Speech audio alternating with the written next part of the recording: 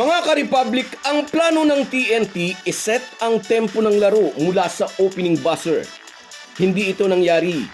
Sa halip, ang Hinebra ang nagdikta ng tempo ng laban mula sa first quarter hanggang dulo.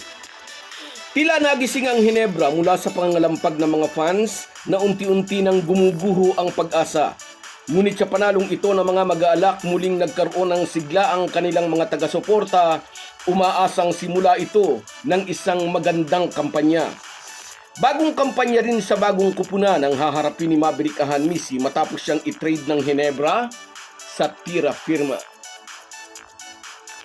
Pag-uusapan po natin yan, pero bago ang lahat ay maglalambing po ako sa inyo na isubscribe ninyo itong ating channel at kung di masyadong makakaabala ay i-like at paki-share na rin ninyo. Malaking bagay po yan sa aming mga vlogger. Maraming salamat. Mga ka-Republic, mula sa pagtunog ng opening buzzer, agad ipinaramdam ng Barangay Hinebra na magiging sa kanila ang gabing ito. Agad nakitaan ang determinasyon ng mga bataan ni Team Cone na bumawi mula sa pagkatalo sa kamay ng Magnolia noong opening day ng Season 50. Sa larong iyon, bokya si Scottie Thompson. Pero sa game kagabi, isa si Scottie Thompson sa mga sinandala ng kupunan upang pataubin ang yamadong hanay ng Tok and Tex 92-77. Pagkatapos iwan ang TNT katropa ng 17 points sa first quarter, 33-16, hindi na lumingon pa ang Gene Kings. Sa likod ng magandang laro ng mga pambato ni Team Cone, kahit minsan ay hindi nakalamang ang TNT. Bago ang laban ay maraming nagpapalagay, duduminahin ng Tok and Tex ang barangay. Ngunit sa pangunguna ni Japit Aguilar at Scottie Thompson at suporta ni Stephen Holt, RJ Abarrientos at Norbert Torres, itinala ng Gene Kings ang kanilang unang panalo. Dalawang beses nagharap sa finals ang Hinebra at TNT sa nakaraang season, kaya maraming nag-abang sa kanilang sagupaan. Sa likod ng roster upgrade na ginawa ng Tok and Tex, signing up former Hinebra player Kevin Ferrer and ex-Magnolia guard Gio Halalon, marami ang naniwalang magiging walk in the park para sa kanila ang laban nila kontra Gene Kings. Ngunit isang preparadong Hinebra team ang humarap sa mga bataan ni Chot Reyes. 17 points ang kontribusyon ni Japit Aguilar at pito rito'y ibinuhos niya agad sa first quarter upang tambakan ng maaga ang Tok and Tex. 14 points naman ang ambag ni RJ Abarrientos na naglarong may dinaramdam na impluensya A-virus. Akala raw niya ay hindi siya makakalaro, pero sa harap ng panganib na baka mabaon ng Hinebra sa 0-2, sinabihan daw siya ni Team Cone na itry lang niya. Nakaya raw naman niya, kaya sa laro bukas ng Hinebra kontra Meralco, sure daw na maglalaro siya. Naging malaking sakit din ang ulo ng Tok and Tex ang kanilang former player na si Troy Rosario na nag-contribute ng double-double, 13 points and 13 rebounds. Samantalang si Scottie Thompson na nabokya sa laban nila kontra Magnolia, kagabi bumalik ang dati niyang laro. Almost double-double ang performance niya kagabi, 10 points and 9 assists. Sa isang yugto ng laban, umabot pa sa 24 points ang tambak ng Gene Kings sa TNT, 40-16. May 10 points na contribution din si Stephen Holt, si Gray 8 at ang rookie si Sonny Steele 7 points. Unti-unti nang nagagamay ni Norbert Torres ang role niya sa team, nag-ambag siya ng 10 points kasama rito ang dalawang malutong na 3-pointers. Ini-attribute ni Team Cone ang magandang laro ng Hinebra kagabi sa 10 araw na pahinga pagkatapos ng unang game nila noong October 5. Nagkaroon daw sila ng sapat na panahon para sa full team practice.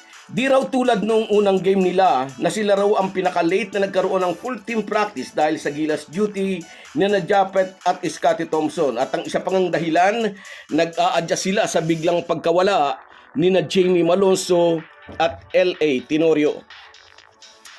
Ngayon na unti-unti nang nakapag-a-adjust ang Hinebra sa pagkawala ni Tenorio at Malonzo at sa paghahasa kina Norbert Torres at sa rookie si Sonny Steele na magamay ang triangle offense, malaking adjustment din ang pagdadaanan at haharapin ni Maverick Ahanmisi matapos pagbigyan ng Hinebra ang kanyang request na ma-trade sa ibang team. Kahapon ilang oras bago ang bakbakang Hinebra TNT, in-inform siya ng team management na na-trade siya sa tira firma. Kasama sa trade package si Aljon Mariano. Walang player na kapalit na matatanggap ang Gene Kings. Sa halip, ang first round pick ng tira firma ang hihintayin ng mga mag-aalak. Isang bagay na kinakalampag na agad ng mga buzzers.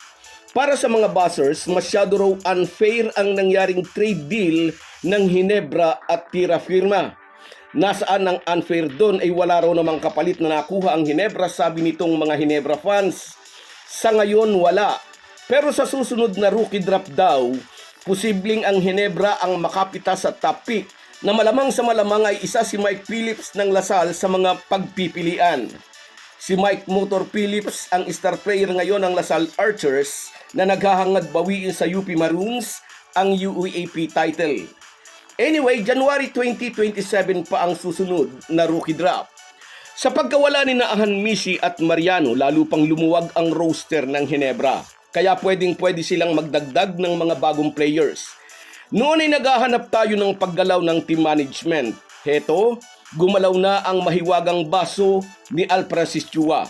Hindi pa tayo sure kung may kaugnayan dito ang pag-i-issue ni Greg Slaughter ng public apology at partikular pa niyang tinukoy si Al Francis Chua. Abangers lang tayo. So guys, yan lang muna. Hanggang sa muli.